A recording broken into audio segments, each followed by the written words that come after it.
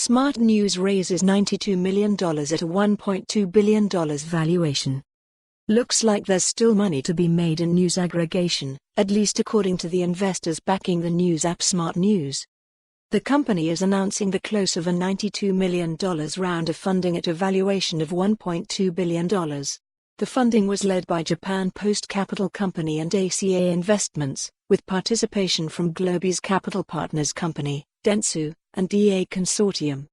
This includes the $28 million that SmartNews announced in August, and it brings the startup's total funding to $182 million.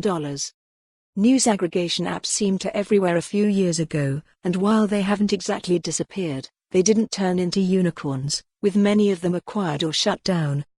However, Vice President of U.S. Marketing Fabian-Pierre Nicolas told me that SmartNews has a few unique advantages.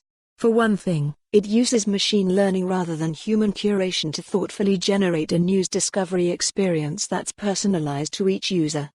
Secondly, he said that many news aggregators treat the publishers creating the content that they rely on like a commodity, whereas SmartNews treats them as true partners. For example, it's working with select publishers like Business Insider, Bloomberg, BuzzFeed and Reuters on a program called Smart View First, where articles are presented in a custom format that gives publishers more revenue opportunities and better analytics. Lastly, he said SmartNews has focused on only two key markets, Japan, where the company started, and the United States. And it sounds like one of the main goals with the new funding is to continue growing in the United States. Nicolas also suggested that there are some broader trends that SmartNews is taking advantage of, like the fact that the shift to mobile news consumption is still underway, particularly for older readers. And then there's the loss of trust in some news sources, political news, especially, which makes SmartNews' curated approach seem more valuable. It also recently launched a News from All Sides feature to show coverage from different political perspectives. As for monetization, he said SmartNews remains focused on advertising.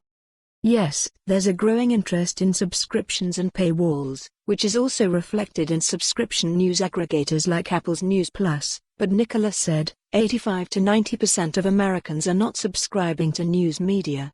We believe those 85 to 90% have a right to have quality information as well. SmartNews head of product on how the news discovery app wants to free readers from filter bubbles. For more on this story, visit the news article link.